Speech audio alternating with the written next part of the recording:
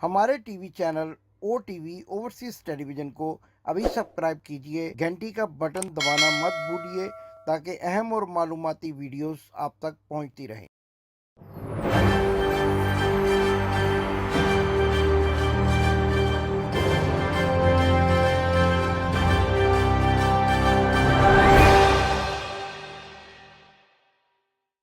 बिस्मिल्लाहिर्रहमानिर्रहीम। नाजरीन, मैं हूं आपका होस्ट इमदाद हुसैन शहजाद अपने व्लॉग लंदन टॉक के साथ आपकी खिदमत में अस्सलाम वालेकुम अर्ज करता हूं। नाजरीन, हफ्ते का रोज़ 19 नवंबर बड़ा अहम दिन पाकिस्तान की सियासी और अस्करी तारीख का, और पाकिस्तान की 75 साल तारीख में सुई एक बात पड़ लगी है कि आर्मी चीफ की तैनाती कौन करेगा, कौन होगा नया आर्मी चीफ। और ये बात इस हद तक बढ़ गई है कि बड़ी बड़ी खबरें आ रही हैं। ये तमाम खबरें जो इस्लामाबाद से आ रही हैं, लंदन से आ रही हैं, आपकी खिदमत में अपने इस व्लॉग के ज़रिए पेश करूंगा। और आज की जो सबसे अहम खबर है, जिसके बारे में पूरा सोशल मीडिया जो है एकदम से इस खबर को वायरल करने में मसरूफ़ हो गया है, वो है मियाँ शहबाज शरीफ के साथ क्या हुआ वज़ीर आज़म हाउस में, किसका हेलीकॉप्टर आया और थप्पड़ों की क्या कहानी है। ये सारे हकायक अपने इस व्लॉग में आपके सामने रखूंगा। लेकिन इससे पहले कि आपको बड़ी खबर दूं कि यानी 19 नवंबर और 20 नवंबर की दरमियानी शब क्या होने वाला है, क्या फैसले होंगे और क्या बातें सामने आएंगी, आपसे गुजारिश है कि अगर आप ये खबरें सुनना चाहते हैं तो चैनल को सब्सक्राइब करें, घंटी का बटन दबाएं। जिन दोस्तों ने पहले से सब्सक्राइब किया है वो एक मरतबा फिर घंटी का बटन दबाकर ऑल नोटिफिकेशन को ऑन कर लें। वीडियोस को दोस्तों तक शेयर करें, लाइक करें, कमेंट्स करें ताकि बर वक्त और मालूमाती वीडियोस आप तक पहुंच सकें। तो नाजरीन, आज जो सबसे बड़ी खबर गर्दिश कर रही है सोशल मीडिया पर, बल्कि कल रात से यानी जुमे की शाम से ये जो बात जो है वो गर्दिश कर रही है कि आर्मी का एक हेलीकॉप्टर वजीर आजम हाउस में उतरा। 9 अप्रैल वाली स्टोरी जो है वो एक मरतबा फिर दोहराई गई और उस आर्मी के हेलीकॉप्टर में कोई आम फौजी नहीं, कोई आम जनरल नहीं, बल्कि सिपा सलार के बारे में कहा जाता है कि वो वहां पर आया और उसने वजीर आजम पाकिस्तान से क्या कहा, क्या नहीं कहा। इस शख्स के साथ के जो खुद साख्ता बीमार होकर बैठा हुआ है और अपने आप को कोरोना वायरस का शिकार बता रहा है, क्या बातें हुई। कहा यह जा रहा है कि मियाँ शहबाज शरीफ को थप्पड़ भी मारेंगे, लेकिन मैं इस बात पे बिल्कुल यकीन नहीं करता, क्योंकि मियाँ शहबाज शरीफ तो वो शख्स है कि उसको हल्का सा दबका लगाया जाए, जो पंजाबी में कहते हैं यानी डांटा जाए, उर्दू में जिसको कहते हैं, तो वो एकदम से खौफजदा होकर बूट पॉलिश करनी शुरू कर देता है। और बूट पॉलिशिए को कोई शख्स थप्पड़ नहीं मारता। मैंने अपनी जिंदगी में कभी किसी शख्स को, किसी ऐसे शख्स को मारते हुए नहीं देखा जो सिर्फ और सिर्फ जुबान से हल्की सी डांट खाकर ही अपनी पतलून को गीला कर ले। तो नाजरीन, ये सारे वाकयात, थप्पड़ों की कहानी मेरे यकीन में नहीं आती, लेकिन ये जरूर कहा जा रहा है कि आर्मी चीफ की तैनाती में आखिर रुकावट क्या है। आज का दिन जो गुजरा है यानी कल जुमे का दिन, उस दिन 18 नवंबर को वफाकी वज़रा भी कह चुके थे कि समरी आ जाएगी और ये बात भी तय हो चुकी है कि आखिरकार जो इख्तियार है वो वजीर आजम के पास है और वजीर आजम ही आर्मी चीफ की तैनाती करेंगे। लेकिन ये यहाँ पे अबहम क्या है, आखिरकार सुई जो है किस बात पे अड़ी हुई है और पाकिस्तान की सबसे बड़ी खबरें जो हैं वो इन चीज़ों को क्यों बनाया जा रहा है। तोशा खाना से इमरान खान की घड़ी का मामला और इसके साथ साथ आर्मी चीफ की तैनाती का, जबकि असल खबर जो है वो ये है कि पाकिस्तान डिफॉल्ट होने के करीब जा रहा है, बल्कि अमली तौर पर डिफॉल्ट हो चुका है और पाकिस्तान के पास इस वक्त सिर्फ और सिर्फ $8 बिलियन के ज़र मुबादला के ज़खायर रह गए हैं, जिसमें से $5 बिलियन का हमने कर्जा अदा करना है और $3 बिलियन से मुल्क चलाना है। और वो मुल्क चलाने के साथ साथ अपनी जेबें भी भरनी है और अपनी जेबें भरने वाली इस खबर को ब्लैकआउट करने के लिए ये सारी खबरें फैलाई जा रही हैं। वो काम जो चंद दिनों में हो जाना है उसको इतना बड़ा हवा बनाकर अवाम के सरों पर मुसल्लत किया जा रहा है और इसके साथ साथ तोशा खाना का ड्रामा भी शुरू कर दिया गया है। नाज़रीन, तारीख اس بات کو ضرور لکھے گی کہ جب پاکستان تباہی کے دہانے پر کھڑا تھا تو توشہ خانہ کی گھڑی کے سلسلے میں پاکستان کا سارا بقاؤ میڈیا عمران خان کا دشمن بنا ہوا تھا، اور یہی خبر لے کر اتنا بڑا مسئلہ کھڑا کیا جا رہا تھا کہ جیسے عوام کا سب سے بڑا مسئلہ یہ ہو، روٹی، کپڑا، مکان، کھانا پینا، تمام مسائل حل ہو چکے ہیں، ٹرانسپورٹ کے مسائل حل ہو چکے ہیں، تنخواہ دار طبقے کی جو کمر ٹوٹی ہوئی ہے اس کو بھی ریپیئر کر لیا گیا ہے، لیکن توشہ خانہ بہت بڑا مسئلہ ہے۔ توشہ خانہ سے عمران خان نے گھڑی کیا لی، سب کے دلوں پر چھریاں چل گئیں کہ یہ گھڑی جو ہے باقاعدہ قیمت ادا کر کے کیوں لی گئی، جبکہ ہم تو مفت بھر تھے اور مفت بری میں چوری بھی کر لیا کرتے تھے، اور اب چور مچائے شور کے مصادق اس بات کو اس طریقے سے رگڑا جا رہا ہے کہ جیسے پنجابی میں کہتے ہیں کہ لسی میں مدانی پھیری جا رہی ہے، جس کا نتیجہ کچھ نہیں نکلے گا، اور آخر کار ان تمام قوتوں کو جو عمران خان کی توشہ خانہ کی گھڑی کے پیچھے لگے ہوئے ہیں منہ کی کھانی پڑے گی۔ لیکن میں تو یہ سمجھتا ہوں کہ پاکستان کی بڑی اہم خبر جو ہے، پاکستان کا بڑا اہم مسئلہ جو ہے عوام سے چھپایا جا رہا ہے۔ پاکستان کے حالات خدا نہ خواستہ سری لنکا کے حالات جیسے ہوتے چلے جا رہے ہیں، اور اسی لیے پاکستان کا وزیر اعظم بھی کہیں چھپ کر بیٹھا ہوا ہے۔ لیکن اب کتنی دیر تک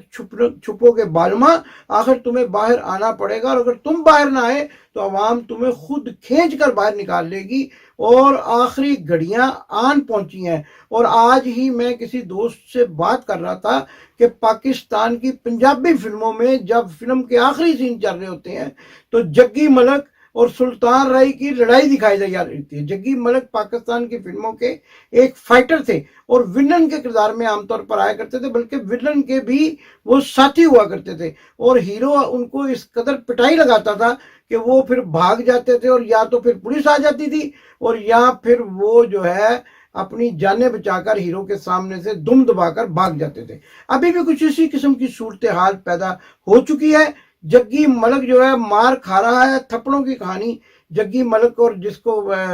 شہباز شریف بھی کہتے ہیں، اس کے بارے میں سنائی جا رہی ہے، اور ہیرو ہی غالب آئے گا، اور ہیرو ہی ان کی ایسی پٹائی لگائے گا کہ پھر فلم کا ڈراپ سین ہو جائے گا۔ اور آخری ریلیں، جس کو پنجابی میں کہتے ہیں سینمے میں آخری ریلیں چل رہی ہیں، اور ان آخری ریلوں کے سلسلے میں یہ منہ چھپا کر بیٹھ گئے ہیں۔ ناظرین، ایک اور خبر بھی آ رہی ہے کہ سہاگ ڈار اور صدر مملکت عارف علوی کی ملاقات ہوئی ہے۔ اس ملاقات میں میاں بیمار شریف کے پیغامات پہنچائے گئے ہیں عارف علوی کو اور صدر مملکت کو، اور اس کے ساتھ ساتھ مولانا فضل الرحمان اور آصف علی زرداری کو بھی آرمی چیف کی تعیناتی کے سلسلے میں میاں بیمار شریف کے پیغام پہنچائے جا رہے ہیں۔ ناظرین، کس قدر ستم کی بات ہے، ایک مفرور ملزم جو اپنے ملک نہیں جا سکتا، اس کی جیب میں سفارتی پاسپورٹ بھی زبردستی ڈال دیا گیا ہے، لیکن پھر بھی وہ اپنے ملک جانے سے ڈرتا ہے، خوف زدہ ہے، عوام کا سامنا تو کرنا درکنار، پاکستان کے اداروں کا سامنا نہیں کرنا چاہتا،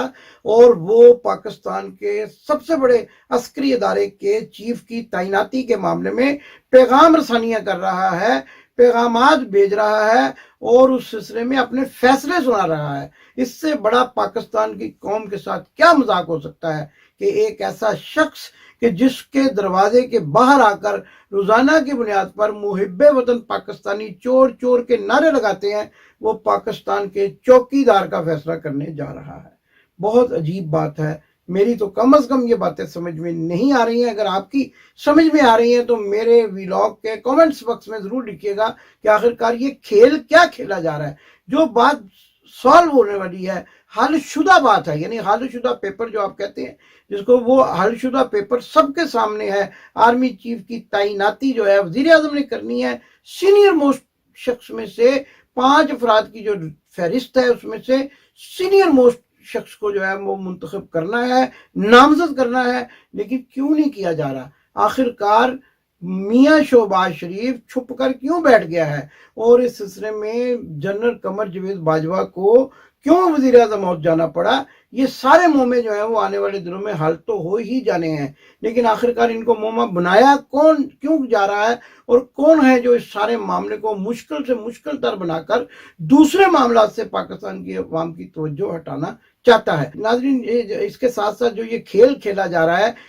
اس کے پس پردہ وہ بات ہے کہ پاکستان کے اصل بات جو میں آپ کو بتانے لگا ہوں، پاکستان کے آئین میں ایک ایسی کمیونٹی جس کو غیر مسلم قرار دیا گیا ہے، اس کا ایک بڑا ہی یعنی نمایاں کردار، سرکردہ کردار، اور لندن کے علاقے ماڈرن میں جس کا ہیڈ کوارٹر ہے، اس کمیونٹی میں نمایاں کردار ادا کرنے والا شخص جو ہے وہ جنرل قمر جاوید باجوہ کا سسر ہے، جس کے بارے میں یہ کہا جاتا ہے، جنرل اعجاز امجد جو ہے اس کے بارے میں یہ کہا جاتا ہے کہ وہ اس کمیونٹی کا جس کو پاکستان میں غیر مسلم قرار دیا گیا ہے، ایک بہت بڑا فائنینسر اور ایک بہت ہی فیصلے کرنے والا بااختیار شخص ہے۔ وہ جتنے بھی آپ نام دیکھ لیں آرمی چیف کی تعیناتی کے سلسلے میں، اگر آپ ان کی تاریخ میں جائیں، کیونکہ بینکروں کے پاس تو اتنا ٹائم ہی نہیں ہے، اتنا وقت نہیں ہے توشہ خانہ سے ہٹ کر یہ سوچنے کا کہ آخرکار جنرل عاصم منیر اور جنرل ساحر ہیں اور اس کے ساتھ ساتھ جنرل نعمان جو ہیں، یہ کس کے ماتحت کام کر چکے ہیں۔ اگر آپ غور کریں تو جنرل قمر جاوید باجوہ کے سسر کے سٹاف آفیسر رہے ہیں، عاصم منیر ان کے سٹاف آفیسر رہے ہیں۔ اس لیے میں یہاں یہ کہنے میں بھی کوئی امر مانے نہیں سمجھتا کہ اس وقت وہ کمیونٹی جس کو پاکستان میں غیر مسلم قرار دیا گیا ہے، وہ کمیونٹی بھی اپنا اثر و رسوخ استعمال کر رہی ہے آرمی چیف کی تعیناتی کے معاملے میں، اور ایسے شخص کو آرمی چیف لانا چاہتے ہیں جو اس کمیونٹی کے مفادات کے لیے کام کر سکے۔ لیکن مولوی سارے جو ہیں وہ خاموش ہیں، البیک والے بھی اس بات پہ غور نہیں کر رہے کہ اگر کسی ایسے شخص کو پاکستان کا آرمی چیف بنایا گیا جس کا پاکستان کے آئین میں غیر مسلم قرار دیے جانے والی کمیونٹی میں اثر و رسوخ ہو، اور وہ قمر جاوید باجوہ کے سسر کے ماتحت کام کر چکا ہو، تو پھر کیا معاملات ہوں گے آنے والے دنوں میں، اور وہی معاملات ہوں گے جس پہ ہم ہمیشہ خدشہ ظاہر کرتے ہیں، یعنی جن کی بھی نظر ہے، جن کی بھی نگاہیں ہیں، وہ پاکستان کے ایٹمی اثاثوں پر ہیں، اور پاکستان کو اس قدر مفلوج بنایا جانا مقصود ہے کہ پاکستان دنیا میں ایک معذور قوم بن کر رہ جائے، اور سیریا اور لیبیا کی طرح پاکستان کو سبق سکھا دیا جائے، یا پھر پاکستان کو عراق بنا دیا جائے۔ کیونکہ اگر آپ انٹرنیشنل سینیریو میں دیکھیں، چھوڑ دیں توشہ خانہ کو، چھوڑ دیں آرمی چیف کی تعیناتی کو، آپ انٹرنیشنل سینیریو دیکھیں، محمد بن سلیمان جو ہیں وہ چائنا کے صدر سے مل رہے ہیں۔ محمد بن سلیمان نے پہلی مرتبہ امریکہ کو ایبسلیوٹلی ناٹ کہہ دیا ہے۔ یہ وہی ایبسلیوٹلی ناٹ ہے جو عمران خان نے امریکہ کو کہا تھا۔ اب یہ جو لوگ پروپیگنڈا کر رہے ہیں کہ عمران خان نے کوئی یو ٹرن لیا ہے، وہ بھی میں آپ کو بتاؤں گا، لیکن پہلے میں آپ کو انٹرنیشنل سطح پہ جو کھیل ہونے والا ہے اس سے آگاہ کرنا چاہتا ہوں۔ محمد بن سلمان نے چائنا کی طرف دوستی کا ہاتھ بڑھا دیا ہے، اور چائنا کا صدر پہلی مرتبہ تاریخ میں سعودی عرب کا دورہ کر رہا ہے، اور اس کے بعد یہ کوشش کی جا رہی ہے کہ اس خطے میں یہ جو قوتیں ہیں عرب امارات کی جی سی سی کنٹری جن کو ہم کہتے ہیں، یہ سب مل کر چائنا کے ساتھ اور رشیا کے ساتھ مل کر ایک کرنسی بنا لیں، اور اس ایک کرنسی سے تیل کی تجارت کی جائے، اور اس کے بعد کیا ہوگا آپ کے تصور میں آ سکتا ہے کہ امریکہ بہادر جو ہے وہ چاروں شانے چھت گر پڑے گا۔ لیکن یہ کرنے سے پہلے وہ پاکستان کو بھی عبرت کا نشان بنانا چاہتے ہیں، اور اس کے ساتھ ساتھ وہ یہ بھی چاہتے ہیں کہ پاکستان اپنے ایٹمی اثاثوں سے محروم ہو جائے، اور یہ ساری سازش جو ہے وہ اسی سلسلے میں کی گئی۔ سائفر کا معاملہ بھی اس سلسلے میں اٹھایا گیا، اور عمران خان کے بارے میں جو یہ کہا جا رہا ہے کہ وہ یو ٹرن لے چکے ہیں، عمران خان تو پہلے بھی کہہ رہے تھے کہ ہم امریکہ کے ساتھ اچھے تعلقات رکھنا چاہتے ہیں، دوستی رکھنا چاہتے ہیں، لیکن برابری کی سطح پر۔ تو اب بھی وہ یہی کہہ رہے ہیں، لیکن اتنے جاہل ہیں کہ ایک دم سے اس بات کو یو ٹرن کی باتیں بنا رہے ہیں۔ اور اس کے ساتھ ساتھ پھر ہم اسی موضوع پر کہ آرمی چیف کی تعیناتی کو متنازع بنانے کی اصل کہانی کیا ہے۔ اصل کہانی یہ ہے کہ قمر جاوید باجوہ کو کسی نہ کسی طرح ایکسٹینشن دے دی جائے، ان کو برقرار رکھا جائے 6 مہینے تک، کم از کم 6 مہینے تک، تاکہ وہ شخص جو ٹی وی پر آ کر پینٹ کوٹ پہن کر پاکستان کی تاریخ میں پہلی مرتبہ D G I S I کی پریس کانفرنس جو ہوئی تھی، وہ شخص اپنے مضمون مقاصد میں کامیاب ہو سکے، اور پاکستان کی 6 ماہ کے بعد جو آنے والی عسکری قیادت ہو، اس کا تاج جو ہے وہ گجر خان کے علاقے سے تعلق رکھنے والے ندیم انجم کے سر پر آ سکے، کیونکہ ندیم انجم آنے والے بیچ میں سینئر موسٹ شخص ہوگا، اور وہ یہ ساری سازش، یہ سارا گند اسی طرح کھیلا جا رہا ہے۔ لیکن اس کے ساتھ ساتھ جو مجھے سب سے خطرناک پہلو نظر آ رہا ہے، آپ اس پر غور کیجئے گا، ٹائمنگ، ڈیٹ، ہر چیز میرے ولاگ کی نوٹ کر لیجئے گا کہ جب خطرناک لوگ اپنی سازشوں میں کامیاب نہیں ہوتے پھر وہ گند کھیلتے ہیں۔ بھیڑیے جب رات کو شکار پر نکلتے ہیں تو بڑے ہنسی خوشی باہوں میں باہیں ڈال کر اٹکیلیاں کر رہے ہوتے ہیں، اور جب شکار مل جائے تو کٹھے اس کو کھاتے ہیں۔ لیکن اگر شکار نہ ملے تو پتہ کیا کرتے ہیں؟ ایک دائرے میں بیٹھ جاتے ہیں اور آنکھیں ایک دوسرے کی آنکھوں میں ڈال لیتے ہیں، اور اس کے بعد جو ان میں سے آنکھ جھپکے اسی کو کھا جاتے ہیں، اپنے ہی ساتھی کو لقمہ اجل بنا دیتے ہیں۔ یہ بھیڑیوں کا قانون ہے، انسانوں کا نہیں۔ اور اس وقت جو ہے وہ بھیڑیوں کا کھیل کھیلا جا رہا ہے، اور اس کھیل میں جو سب سے زیادہ نقصان ہوگا وہ پاکستان کی عوام کا ہوگا۔ لہذا پاکستان کی عوام کو اب تیار رہنا چاہیے۔ آنے والے ہفتے میں ٹینکوں کے آگے لیٹنے کے لیے ترکی کی بہادر غیور عوام کی طرح تیار رہنا چاہیے۔ آپ کو اب جو ہے وہ بریانی